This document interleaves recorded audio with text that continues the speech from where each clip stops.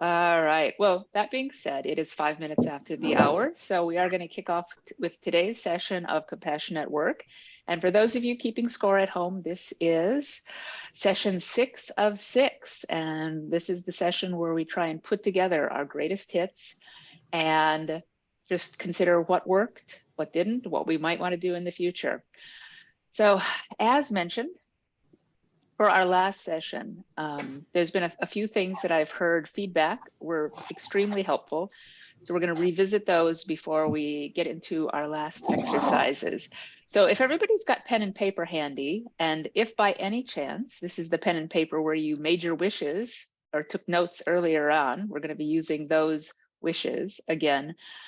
So as we consider how compassion could be a force that impacts our life, the first thing we do have to remember is that compassion is a reaction to pain or suffering.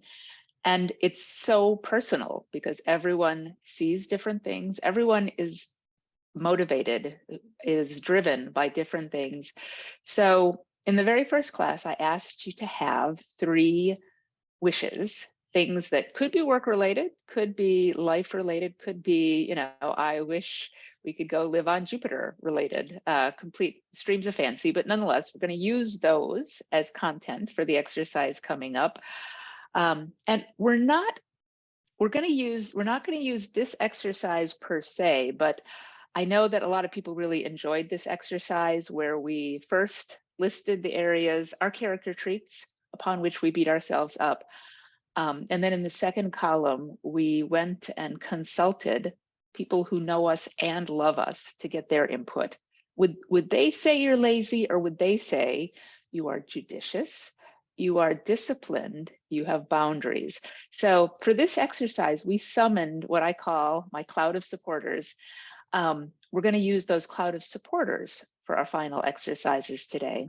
So if you don't have people handy for this exercise, what I typically tell people to do is picture a family member who is very wise and completely supportive.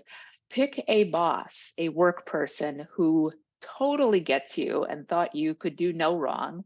And then the third source is either, it can be another friend or a in my case, I like to use my spiritual influence because I have a belief that the universe knows me, supports me, gets me. So that's where I get my third source of buoyancy from.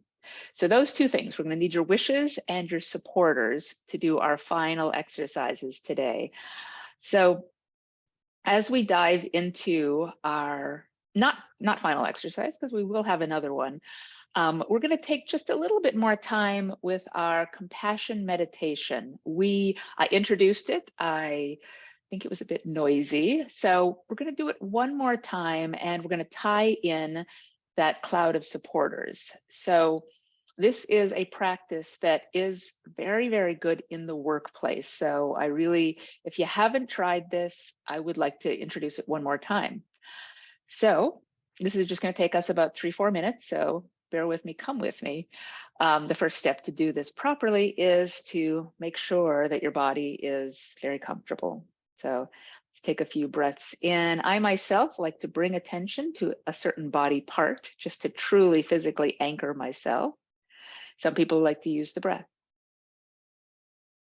The next step is to ensure that you have your full mental focus. And so if a mantra with a few breaths is your thing, please use that now. If you don't have a mantra handy, here is a good one that I like to offer. The inhale being, I am loved. The exhale being, all is well.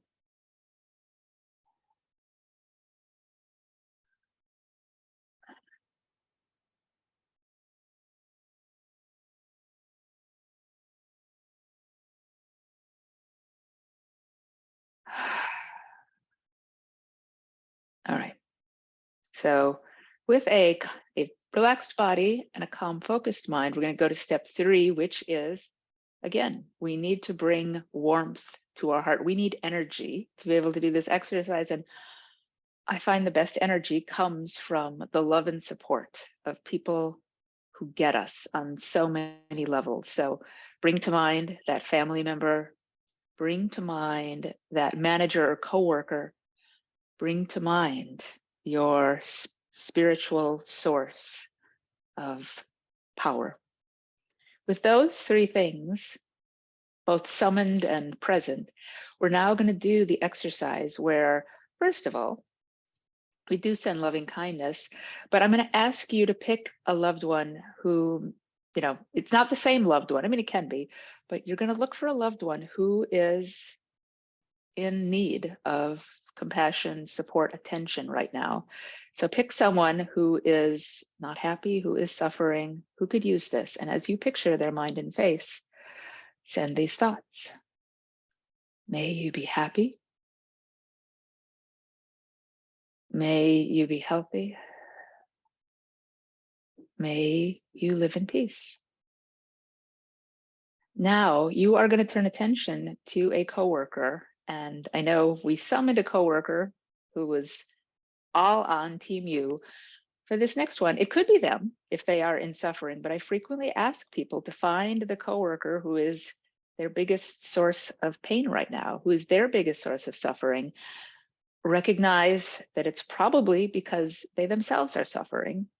And with all sincerity, as you picture their face, send these thoughts. May you be happy. May you be healthy. May you live in peace and contentment. And now, having sent and given, I would like to use this third time. And if you would like to get a little extra boost from your spiritual source, the last exercise, the last piece of this exercise is when we turn this on and into ourselves. May I be happy. May I be healthy. May I live in peace and contentment. So this was our loving kindness exercise. And then the other exercise we are going to do today, I introduced it last week. Again, it was a bit noisy, so I introduced it, but we had to rush a bit through it. This final exercise is, again, in terms of addressing suffering, I find to be one of the most powerful things, one of the most powerful and effective tools in our compassion tool belt.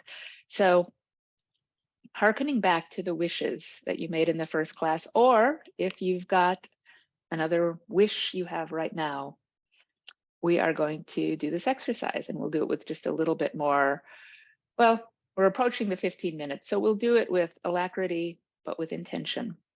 So as you close your right hand, call to mind, we're going to name it and tame it. What is the suffering that we are looking at today? Name the three things that make it suffering.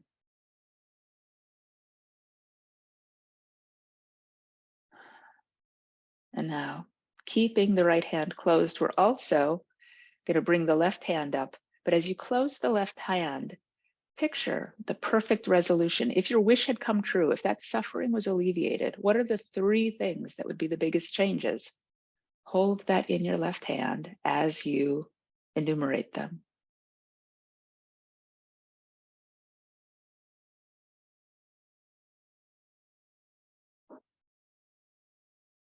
And now, letting both hands be open, we're going to go to step 3 and say, to get from point A that I can see so clearly, to get to point B, which may or may not be the perfect way, but is there a single skillful action that is mine to take, that is available to me? And, sometimes there isn't. Sometimes it just hasn't arisen yet, but we are employing neurogenesis. We are employing the confirmation bias. Because we have thought of it, we will see a little more clearly what is available. And now, placing hands on heart, we accept our calm body, our focused mind, our full heart, and our ability to envision a set of wishes that came true. Maybe not the way we saw them, but the possibility that our attention to them matters. So we are at 12:15. This was the conclusion of our super concentrated Compassion at Work series. And again, thank you for joining. I hope it was helpful. If there's anything in particular you found helpful, I'm going to ask you to put in the chat, because I'm constantly refining and looking at ways to bring this to bear. And just to share, one of my ideals when I see my suffering and my perfect resolution, I would love to bring this to team offsites. I would like to say, hey team, you're team building, you know, over Zoom or in person, you know, let's just spend an hour on these concepts, and then I'll check back with you, you know, next week, next month, and we'll see if anything worked for you. So, you know, that's a potential future career for me, to be a Compassion at Work counselor, or, you know, facilitator or whatnot. But that is our session. If anybody wants to stay for a little longer meditation, I'm wide open. Otherwise, I will release you back to your days and your lunches.